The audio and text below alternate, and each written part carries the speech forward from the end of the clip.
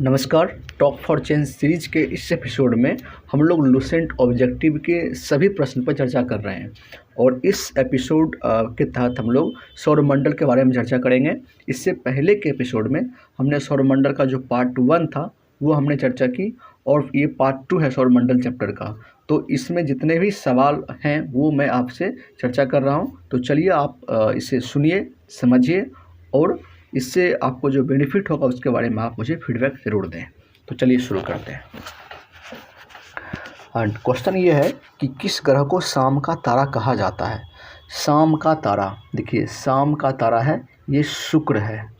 आप याद करने के लिए बहुत सारे टोटका अपना सकते हैं।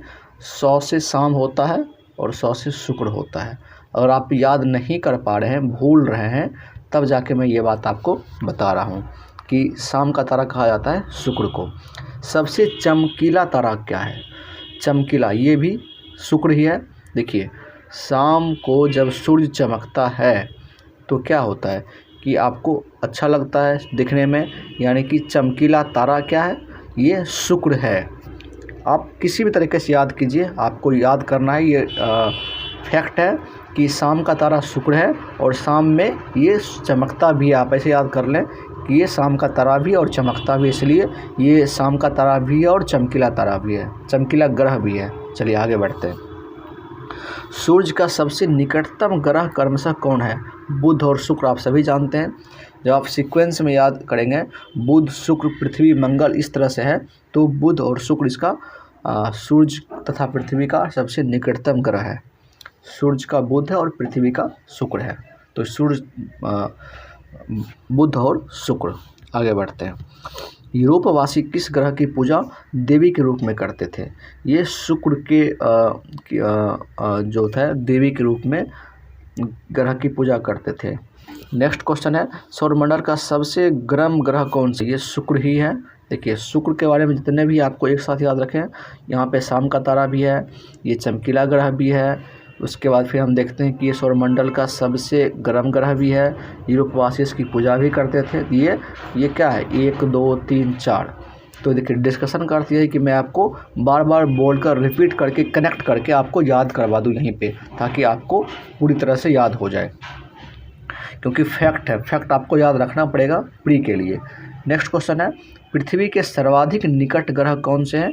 ये शुक्र हैं। फिर एक शुक्र आ गया, सर्वाधिक निकट ग्रह शुक्र हैं। निम्नलिखित में से किस एक को भोर का तारा कहा जाता है? भोर का तारा। तो ये भी यहाँ पे फिर शुक्र है, यानी कि 1 2 3 4 5 6 हमने देखा, सभी शुक्र का है। फिर हम देखते हैं भोर का तारा भी है, सौंदर्य का तारा भी, देवता भी है, शुक्र ही है। तो ये हमने देखा 6 इस तरह से हमने देखा कि कैसे। एक बार फिर से मैं रिपीट कर दे रहा हूँ। शाम का तारा, निकटतम ग्रह में बुध और शुक्र तो है ही, ये यूरोपवासी पूजा करते थे। सौरमंडल का सबसे गर्म ग्रह है, पृथ्वी के सर्वाधिक निकट भी है और ये भोर का तारा भी और सौंदर्य का देवता भी शुक्र को कहते हैं। तो ये सारे फैक्ट शुक्र के बारे में। चलिए अब आगे बढ़ते हैं। आगे यह है कि सुपरनोवा क्या है? सुपरनोवा ये क्या है? एक मृत प्राय तारा है, यानी कि डेड है। ये मृत प्राय डेड स्टार है सुपरनोवा, ठीक है। उत्तरी ध्रुव की खोज किसने की थी? रॉबर्ट पियरी ने उत्तरी ध्रुव की खोज की। साउथ पोल पहुंचने वाला प्रथम व्यक्ति कौन था? ये था साउथ पोल पहुंचने वाला प्रथम व्यक्ति था एमंडसेन। एमंडसेन। पृथ्वी के सबसे निकटतम खगोलीय पिंड कौन से हैं? चंद्रमा। पृथ्वी की आकृति सर्वोत्तम ढंग से किस शब्द से स्पष्ट की जा सकती है? लब्धवक्ष गोलाभ से। ये कह रहा है किस शब्द से? तो लब्धवक्ष गोलाभ से। पृथ्वी सूर्य के परितः अपनी कक्षा में लगभग किस गति से चक्कर लगाती है? 1 डिग्री प्रतिदिन। इस तरह से आपको ध्यान रखना है। पृथ्वी सूर्य के परितः अपनी कक्षा में 1 डिग्री प्रतिदिन की गति से चक्कर लगाता है। सूर्य के चारों ओर पृथ्वी के परिभ्रमण की चाल, सूर्य के चारों ओर पृथ्वी के परिभ्रमण की चाल अधिकतम होती है जब पृथ्वी सूर्य के निकटतम होती है। देखिए आप सभी जानते हैं कि पृथ्वी सूर्य का चक्कर लगाते हैं, ना कि सूर्य लगाती है ना। ये आपको कंफ्यूज नहीं करना है। जब आपको पता है कि पृथ्वी सूर्य का चक्कर लगाती है, तो ये कह रहा है क्वेश्चन कि सूर्य के चारों ओर क्या? पृथ्वी के परिभ्रमण की चाल क्या होती है, अधिकतम होती है।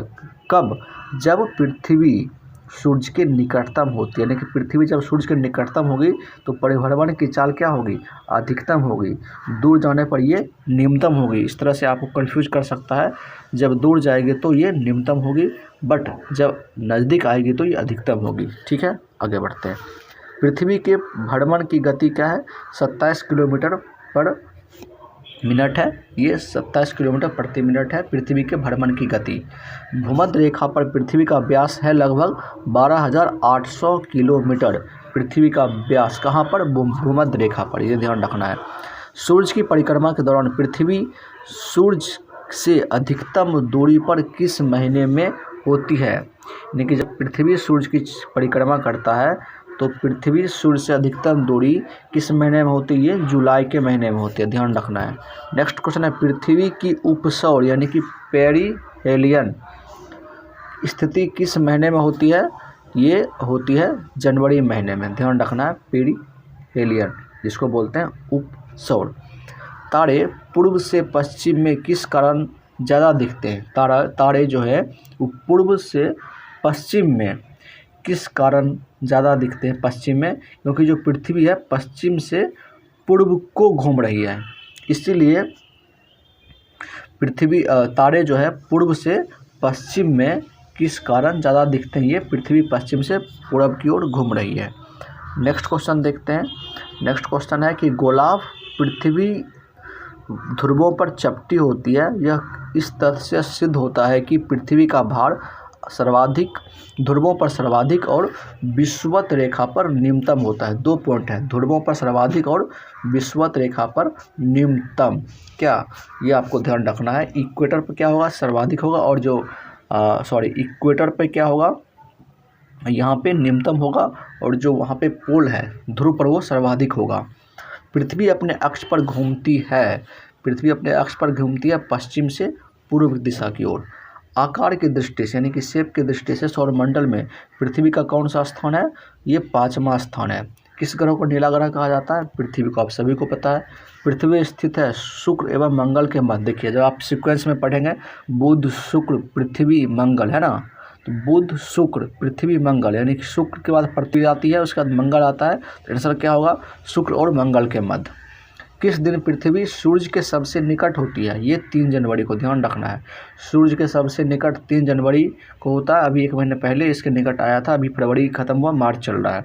पृथ्वी सूर्य से अपनी अधिकतम दूरी पर होती है, ये 4 जुलाई को होती है, ध्यान रखना। अधिकतम दूरी पर 4 जुलाई को, जब काफ़ी गर्मी होती है, बट निकटतम कब होती है, ये जनवरी के महीने में होती है, जब वो ठंड का मौसम होता है। आपको ऐसे भी ध्यान रखना, ठंड के मौसम हम लोग निकट रहते हैं, चिपक कर सोते हैं, सटकर नज़दीक रहकर रहते हैं, तो इससे गर्मी का एहसास होता है। इस कारण से यहाँ पे आप याद रखने के लिए कि पृथ्वी सूर्य के सबसे निकट होती है जनवरी के महीने में, और वो 3 जनवरी है ना।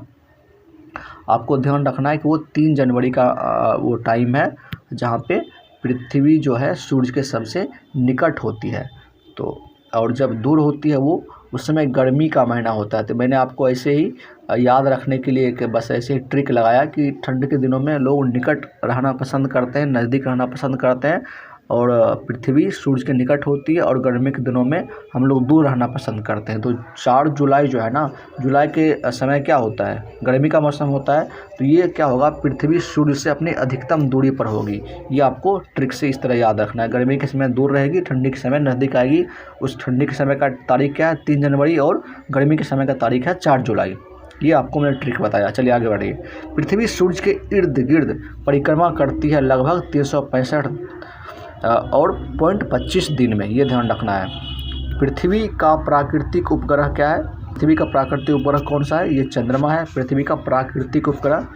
दिन व रात होने का कारण क्या है, क्योंकि पृथ्वी का अपने अक्ष पर घूर्णन, देखिए आप यहाँ पे कंफ्यूज करेंगे, घूर्णन है, परिक्रमण नहीं है, परिभ्रमण नहीं है, ये घूर्णन है, यानी कि रोटेशन के कारण से दिन और रात होता है, ना कि रिवॉल्यूशन के कारण, ठीक है, ये घूर्णन है, ठीक है।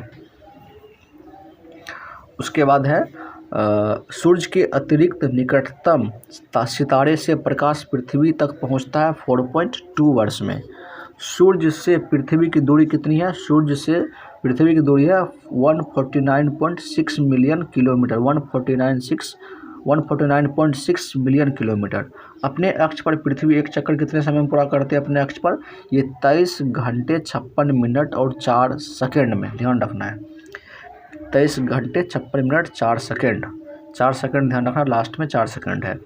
पृथ्वी पर दिन और रात अवधि समान होती है भूमध्य रेखा पर, दिन और रात की अवधि समान होती है भूमध्य रेखा पर। इक्विनॉक्स का तात्पर्य है वह तिथि जब दिन और रात समान अवधि के होते हैं, इक्विनॉक्स।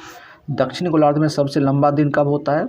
दक्षिणी गोलार्ध में यानी कि सबसे लंबा दिन होता है 22 दिसंबर को, आपको ध्यान रखना है। दक्षिणी गोलार्ध की बात कर रहा है, ठीक है। हमारा जो इंडिया है यानी कि हमारा जो भारत है वो किस गोलार्ध में, आपको ध्यान रखना है, उत्तरी गोलार्ध में है।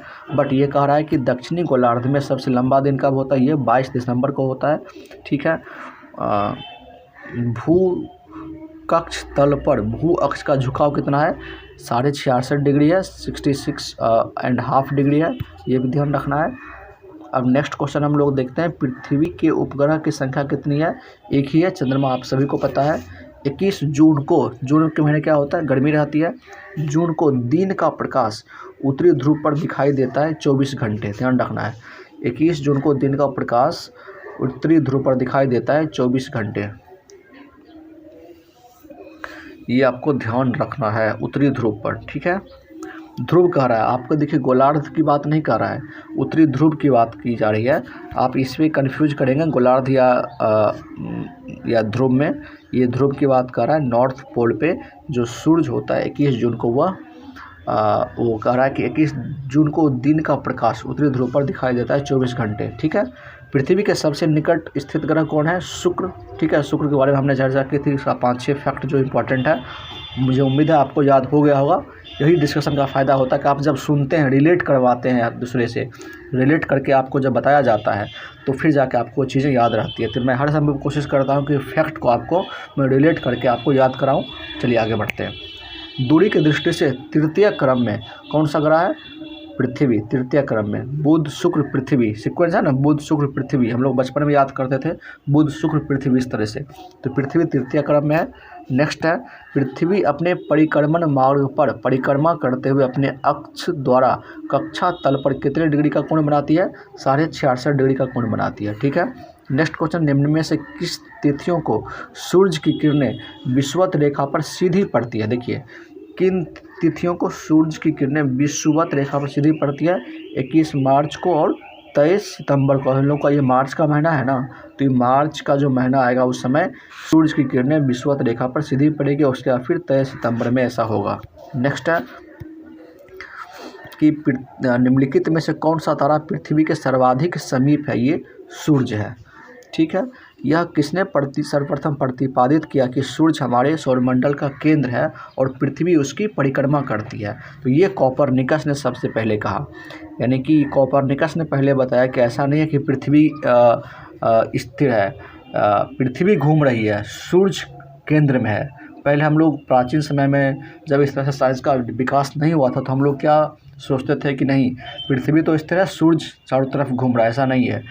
तब बाद में कोपरनिकस साहब ने बताया कि नहीं ऐसा नहीं है, कि सूर्य हमारे सौरमंडल के केंद्र में है और पृथ्वी उसकी परिक्रमा करते हैं। ये किसने बताया? कोपरनिकस ने बताया। ध्यान रखना, ये क्वेश्चन पूछता है बार बार।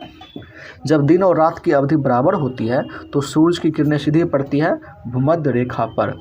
यदि पृथ्वी एवं अंतरिक्ष के बीच से वायुमंडल को हटा हुआ माना जाए, यदि पृथ्वी एवं अंतरिक्ष के बीच वायुमंडल को हटा हुआ माना जाए तो आसमान का रंग कैसा होगा? ये काला होगा। अगर वायुमंडल नहीं होगा तो फिर आसमान का रंग काला होगा।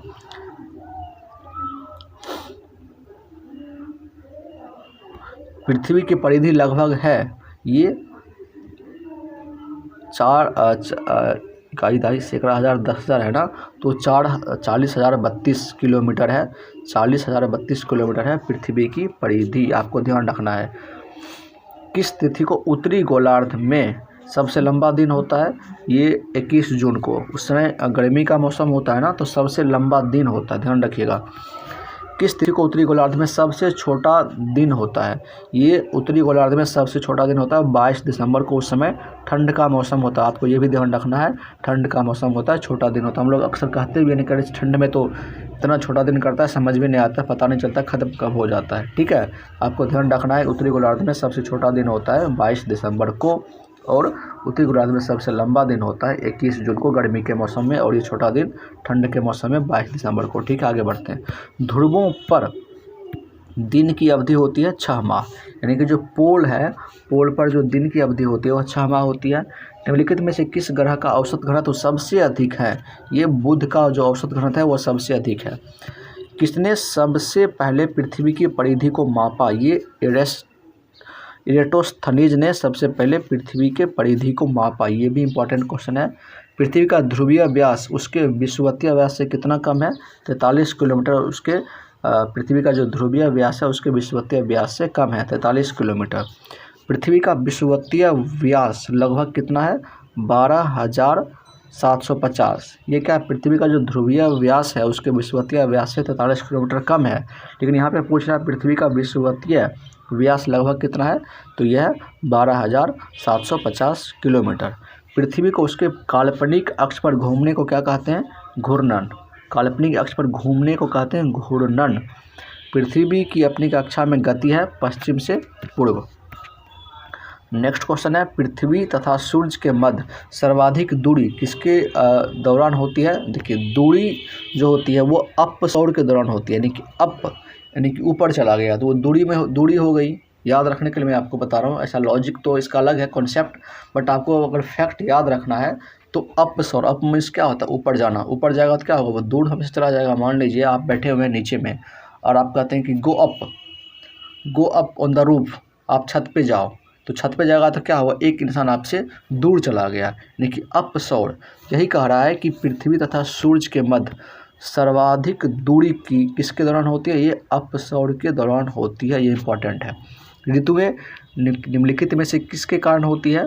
सूर्य के चारों ओर पृथ्वी का परिक्रमण के कारण। ध्यान दीजिएगा, जो ऋतुएं बदलती है वो सूर्य के चारों ओर जो पृथ्वी परिक्रमा करती है इसके कारण से ये ऋतुएं बदलती है।